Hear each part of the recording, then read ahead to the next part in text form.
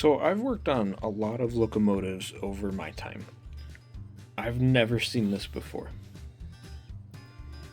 The metal plates here, this is what conducts your power through it, power pickup from the trucks, and the motor mount is tilted back, you can kind of see it lifted here, have chafed through the brass flywheel over time. All of that you see is all brass dust from the flywheel, and it's on the inside of the case as well. It won't run, obviously. This is oily brass dust, and I don't know. I'm gonna go test it. I'm gonna test the motor, see if we can make the motor run. It definitely does not want to turn, and I'm not surprised at that because that's all just gunked up in there. This one might be done for. If the client wants this one running, I'm probably gonna have to replace that entire assembly there of motor and brass flywheels. This is an old Athearn blue box locomotive. Honestly, in my opinion, it's probably not worth it at that point.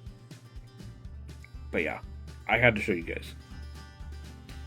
Yep, so I was right. Motor shot. This barely turns. So this needs a replacement. That's what we'll end up doing. I'll end up replacing it, but yeah, look at that. It's just all brass dust and gunked up from that and oil, and it looks like at some point this must have been some sort of replacement. And you can see it kind of bowed out at the bottom. And yeah, I mean, we'll go from there. But yeah, just I guess a note, make sure your motors are mounted flush if you ever do custom work on an Athearn blue box. Alright, so new motor swapped in. I did reuse the old flywheels, which is good, saves some money for the client. Made sure that it's all mounted properly and straight, test ran, cleaned it, lubed, all that stuff. It actually works now, just like it should. All fixed and back together again.